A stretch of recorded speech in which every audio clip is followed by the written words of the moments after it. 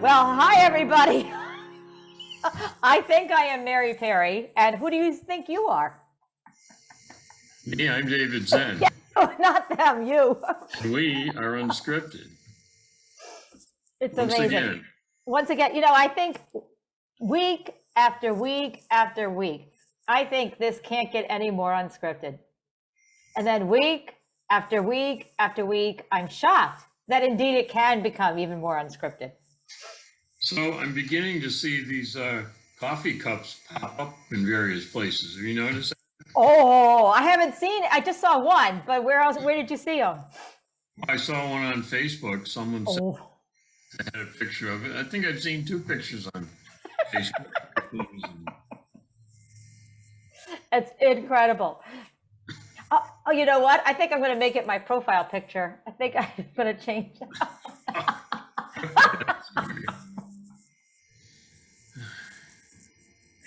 Oh, no, maybe I won't do that. That would go a little bit too far. So how are you this week? The sun is shining today, right?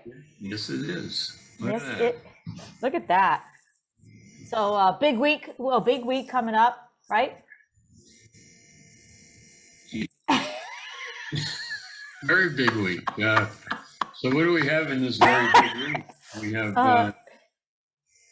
the usual stuff. So in this very big week, oh my gosh, the biggest thing in the week is Joe's sermon on Sunday. Well, that's always big. Yes. And so what this week is about the Sermon on the Plain. On the plane. The Sermon on the Plain. And I don't know that it's going to rain on the plane. There's probably be a little bit of snow, if anything. I hope not. But the rain on the plane, or the Sermon on the Plain, has been compared to the Sermon on the Mount. It differs a little. How does it differ? Oh, because the Sermon on the Mount is, you got to read it in sword points. I can't see. Oh, but one has blessings, just blessings. Blessed are those. Yes. Sermon on the Plain it starts out with blessed are those, and then it goes woe to those. Oh. Woes in there. See, the woes. Can I have a moment with my writers? You have to take a week, I guess. But see, it really shouldn't be surprising. So Jesus went around and he preached in a lot of places, and not everything was a brand new thought. He repeated himself. It was kind of like a politician has a stump speech. So his basic stump speech would have been like the Sermon on the Mount, and it got a little bit from place to place. And Luke records the one that was given on the plane. Yep. Called the Sermon on the Plain. It's his version. It's very similar, but it's different. Yeah.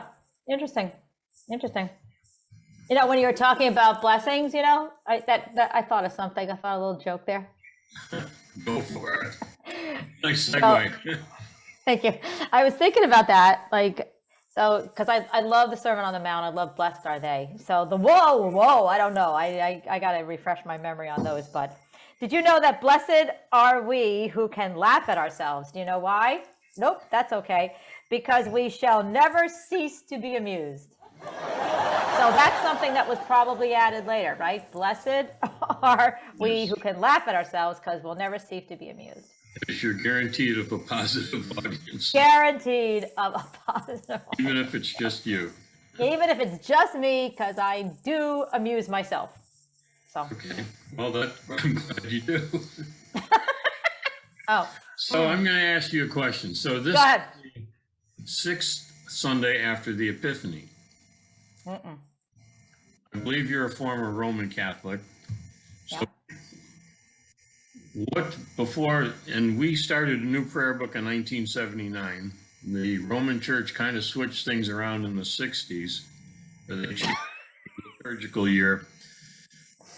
So what was this what was this church season called before? And what was this particular Sunday called? I'm going to have a little visual aid here for you in a while. Well, I'm going to need something because you told me there'd be no math, and I have no clue. Okay, well, this is probably a little closer to Latin. Oh, yeah. Latin I did take. So before 1979, in the Episcopal Church, we had the Epiphany season. And then the 3 weeks before Lent, was a 3-week season called Pre-Lent. Okay. Makes sense. The Sundays Tracking. in Pre-Lent, one of them was called, let's see if I can do this without spilling my coffee. Septuagesima.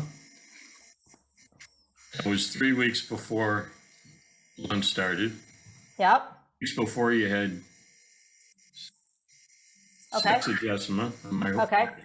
Yep, there you go. And then 1 week before Lent started, you had Quinquagesima, Wow.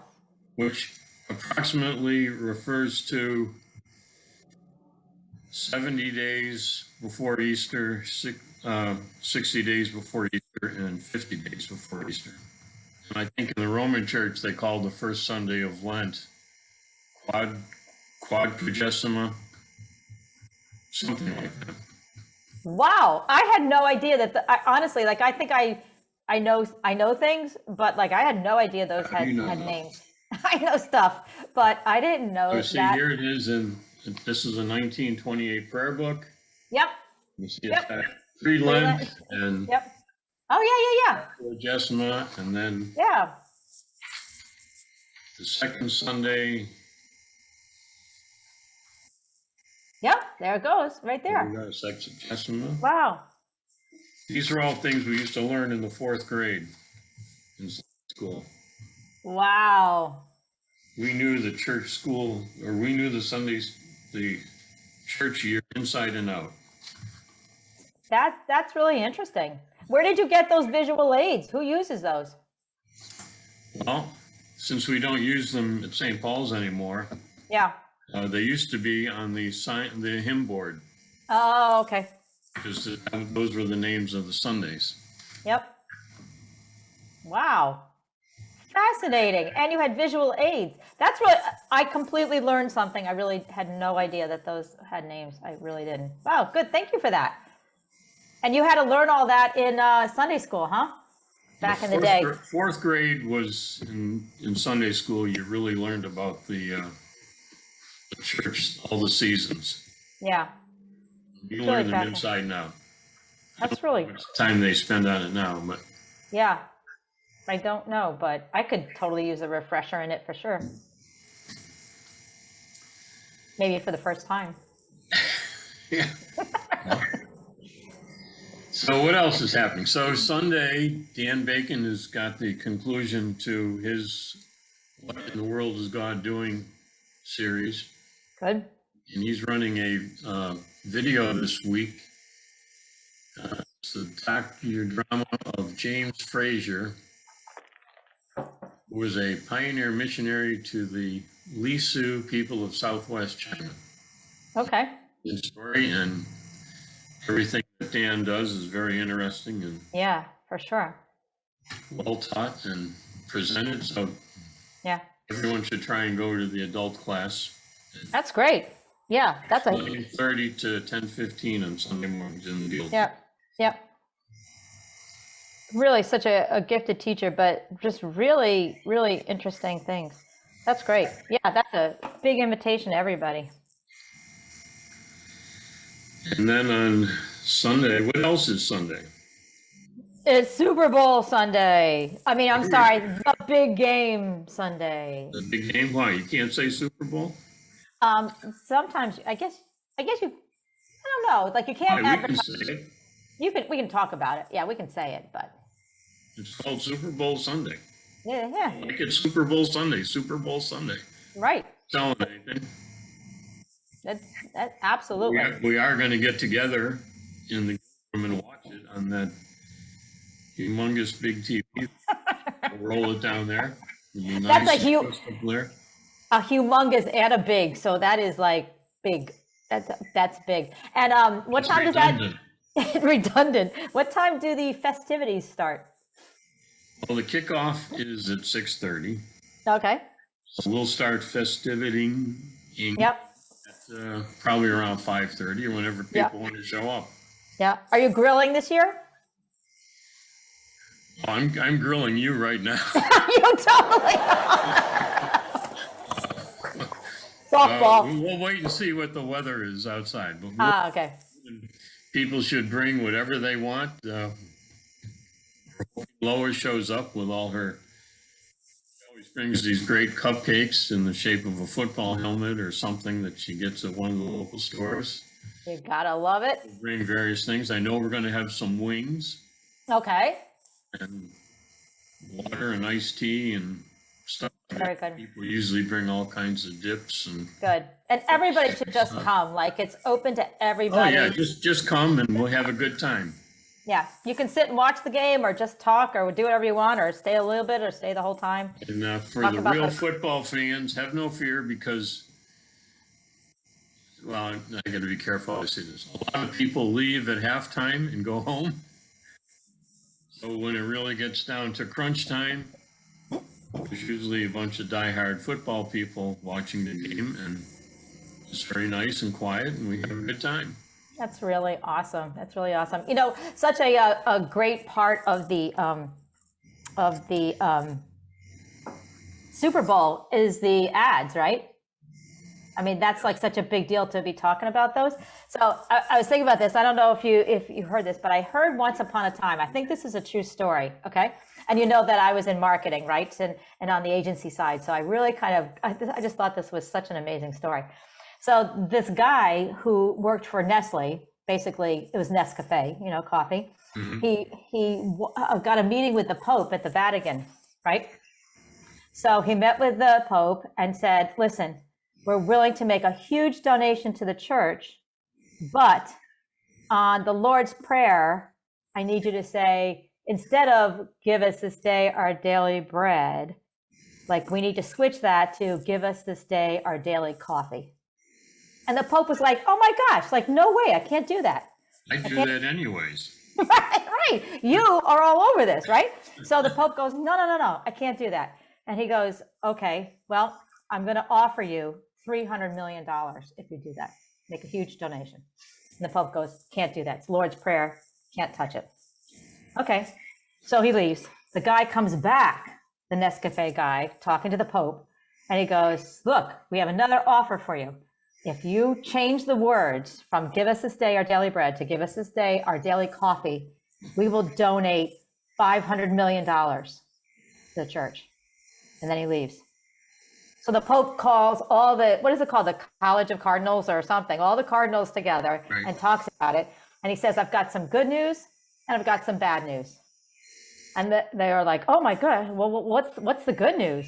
And they go, we're going to get a donation of $500 million. And they're like, wow, what's the bad news? And he goes, we're going to lose the Wonder Bread account. Very good. All by myself. Segued into the advertising part of Super Bowl, all by myself. I did that. Very nice. And I told the story. W. Elise, let me know what you think about that, okay? Thanks. Okay, go ahead.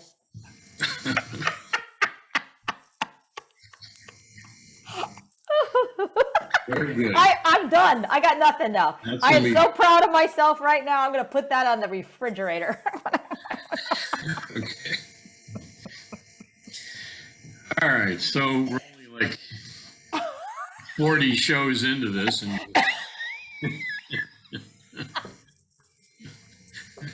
you came up with a good one. I mean, so let me just talk to the fans for 1 second. So guys, Go ahead. go ahead. So guys, so Dave Zen just said that was a good one. Like that's like getting an Emmy or like an Oscar. Okay, so please celebrate with me. I will be celebrating at a coffee hour. Thanks. And we're back. Don't trip on your chateau when you're doing it. Walter, my chateau. I tell you, I was driving with Ken this past week, and I told him, I said, yeah, I didn't really kind of get it, but chateau, I just thought it was a funny French thing. I said, but it was chateau, like shadow. And he goes, yeah. I'm like, well, then it was only me who didn't get that. All right. So moving right along. So what else is happening next week? I can't even think now. I'm just riding that wave. Well, we have February 14th. Yes. Oh, Valentine's Day. Yes. Was that on? That's on Monday. Yes, Valentine's Day is on Tuesday. Yep. So, there's a segue for you, Mary. Oh, I wasn't prepared. I'm literally done. I have nothing else. I'm just so excited I got that done. So go ahead. It's all you. Well, I'm going to spend Valentine's Day with my true love. You are? With Pam? No, with a cup of coffee. Pam's in Florida. So it's you snuggled up to your little coffee in your coffee mug. That's it. Nice. So the real holiday is February 15th. I did. Holiday for you. Well, that's when you go to the store and all the chocolate is 70%. That's a true story. That is a true story. Oh, I'm sorry I didn't get this for you yesterday. I forgot. Good tip. That's a pro tip right there. Okay. All right, you need a little corny joke here. All right, give it to me. Go ahead. All right, so there are two TV antennas. They met on the roof on Valentine's Day. They fell in love. They got married. The wedding ceremony wasn't that great. Nothing fancy. But the reception was awesome.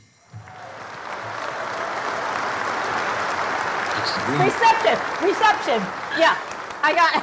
That's a boomerang joke. So it was totally a boomerang. I was going to say. Right by you and came back.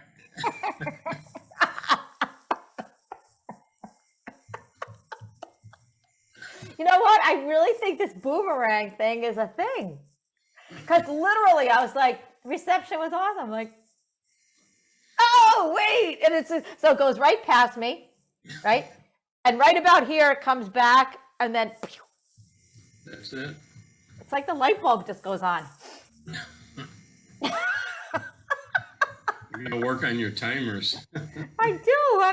I'm just going to have to read your lips though and listen to it at the same time. That was a good one. I like that. All right. So something else, February 14th is a big day in St. Paul's history. Oh, why? 1937.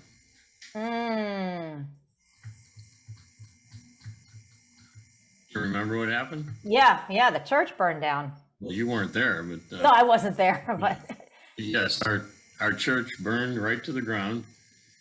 1937, February 14th was a Sunday. And their Sunday service as normal. And later in the afternoon, one of the neighbors across the street saw smoke. Actually, it was someone that lived down Winding Lane. Okay. Somehow they got word out. They had Brookfield had just kind of started a volunteer fire department at the time. And actually, if you read the Brookfield Fire Department website, they kind of attribute this event to really kicking off and getting the fire department going. But they did have they had some trucks come from other towns and burned right to the ground. Wow. They were able to save a lot of items. If you look at our pulpit and the lectern from the old church, we do have some items. The crosses that we use on the altar came from the original church. Wow. But that was a colonial style church that stood right up on the road. It fronted right on Wiskaner Road. Okay. There's some awesome pictures on the website. It really is worth looking at. Yeah. It was the flames were so big that the house that used to be next door to the church, they were standing on the roof over there, and had fire hoses just watering down the roof of that house because of embers that were starting to set that house on fire. Wow. So was the church even closer to Wiskaneer Road than? Oh, it was right up on the road. It was right up there. probably, if you look at the picture, it was as close to the road as like the Congregational Church is. Oh, okay. Okay. Yep. Maybe even closer. And it was oriented that way. So the front door would have been up on the road. Yeah. Wow. Wow. Can you imagine? Like, I can't even imagine what that would be like. I mean, your beautiful church, your parish, you're like, wow, what do we do? Wow. Well, that kind of stuff happened. Yeah. Yeah, of course. Years ago, because they didn't have the fire suppression systems that they do now. No. Everyone had these old wooden colonial churches that they heated with potbelly stoves. Yep. They didn't have a fancy heating system. And that's they're not exactly sure where it started, but it is a possibility that it came from one of the stoves. Yeah. Wow. With. Plus, also think about getting the word out. It's not like you got a cell phone in your hand, right? And I mean, you had to go and. Well, they would have had telephones. Right. Definitely telephones. But you had to go. It wasn't like you're just right there and you're doing this instantaneous stuff. Yeah. Wow. Wow. And then how long, do you know what they did after? Like, where did they meet? And then how long did it take to rebuild? Do you know that? I never know. Well, they started right away, almost immediately. Yeah. They decided to build a stone church. I don't know when they first did the cornerstone. But there was an architect out of Bridgeport that designed it. Oh, okay. Designed after a church roughly in Dorset, England. Okay.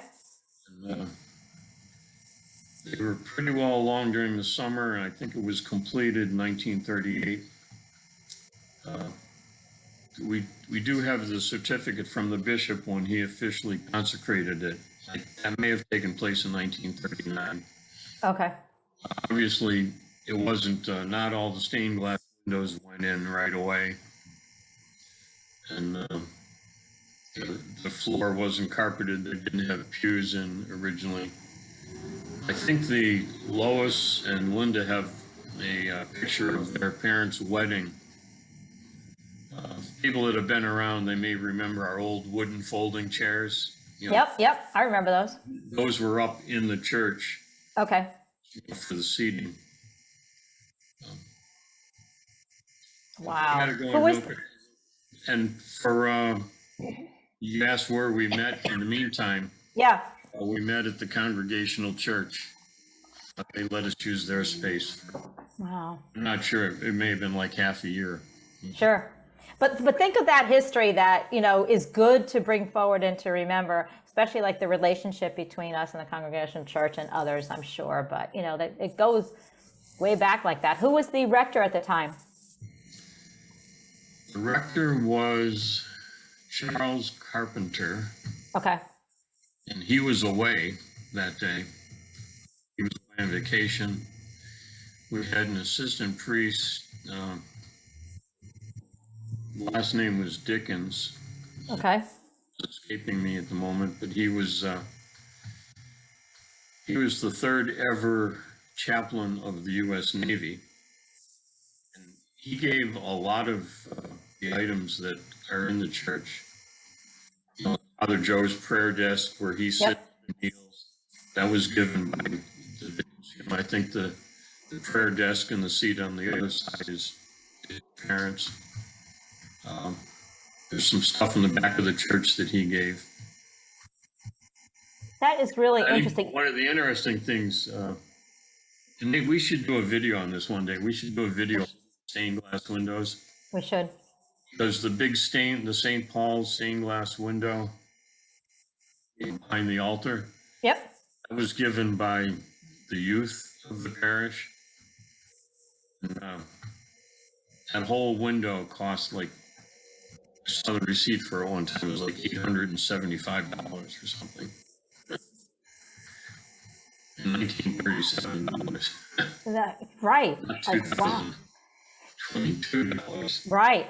But what's so amazing is I'm just going to pay attention to that on Sunday, like just the plaques and the gifting and all those saints that have gone before us. Like, you walk by them a million times in church, but really pausing and knowing that there's stories and people behind all of that. Oh, definitely. Yeah, it's just worthy to pause a moment, and to not just rush by. It's funny, I look at other churches' websites a lot. And I'm always disappointed when they don't have a good section on their history, when they put it down to like a paragraph or something. Yeah. It just tells me that they're not respecting Yeah. the people that went before them. Yeah. No, We you really are. should, yeah. You should. I mean, we think we're important and, we're big cogs in the life of our church. Well, maybe in 2022 we are, but another 100 years from now, no one's going to know who I am. Or you. No, right. That's right. So we all do our part, and Yep. there were people here 150 years, 200 years before I walked through the door. So Yeah. Yep. And you know what? I always remember that, and I think Joe always makes a mention of that at least a couple times throughout the year, and then definitely at the annual meeting. But if you think about the annual meeting we just had, that was what, the 200 and I don't have the number in front of me, 38, 37, something like that. Annual meeting where for 200 and whatever those years are, a group has met to have the annual meeting of St. Paul's Church, just like we did. And we think it's and we think, oh my gosh, this is like so amazing. But it's so amazing when you think of all those saints that have gone before us.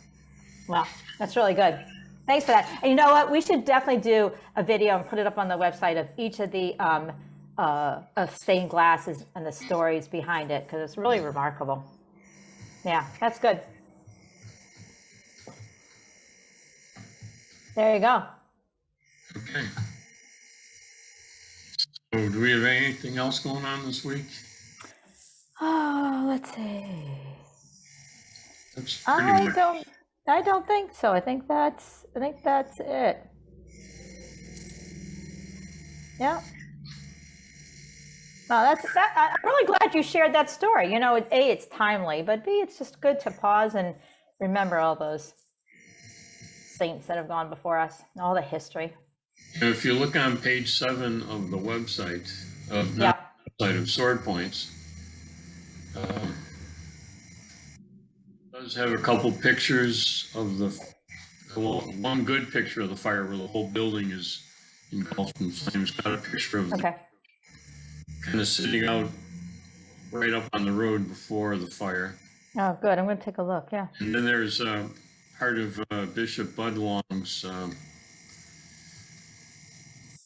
of his annual address. He talks about how other churches shouldn't even have to be prompted to like pitch in with problems. And he mentions St. Paul's Historic Church according to their people jumped in like right away.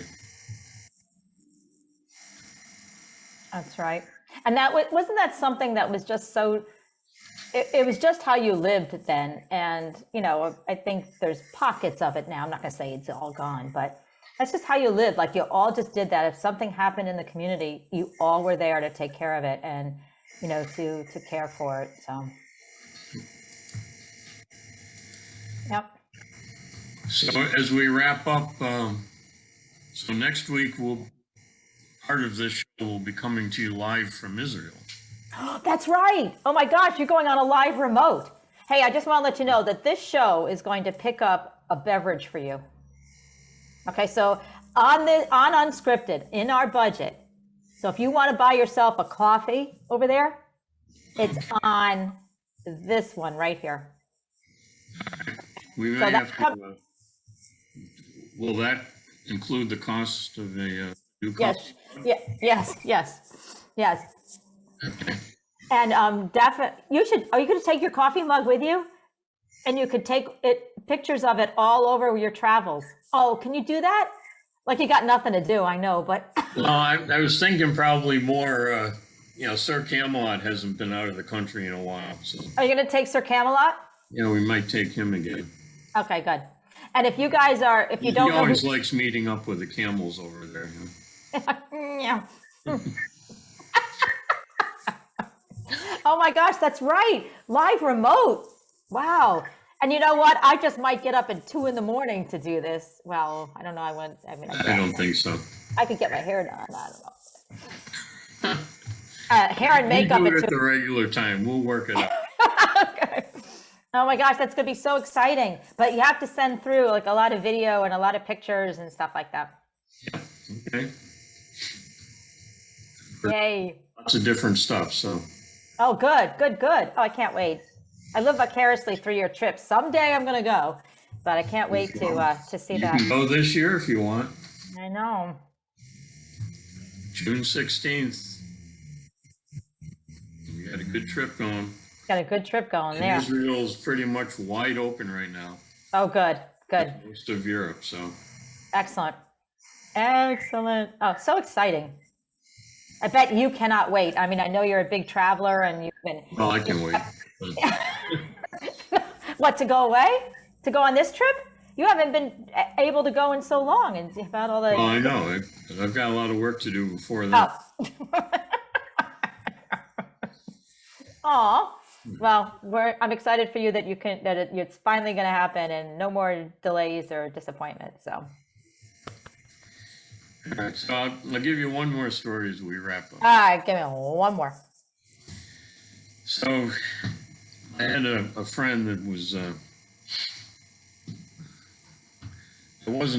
was doing all right in school, and he had an English teacher that was a fair but a hard grader. So one day, it was in February, he got a B- on a theme paper that he turned in. So in hoping for a better grade, in the spirit of the Valentine season, he sent her a nice heart-shaped box of chocolates with a special inscription on it that said B-. So the following day, he got a Valentine card from the teacher. It read, "Thank you very much, but it's still B-."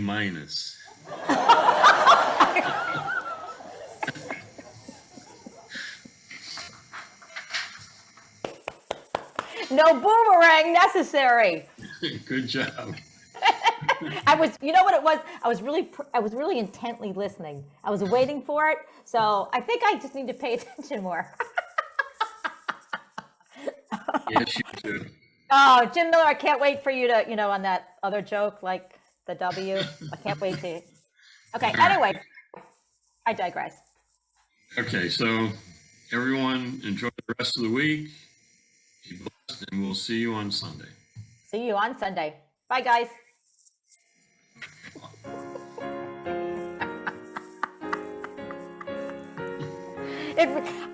I'm not kidding. Like, that boomerang is really why am I whispering? Because I know you're still recording. But I'm just gonna make it like harder for anybody to hear it. But like, that boomerang is a thing. Like, literally, I got a little delay. I go like, so. Oh, got it. Yeah, it's just how I think. I think too logically, and so.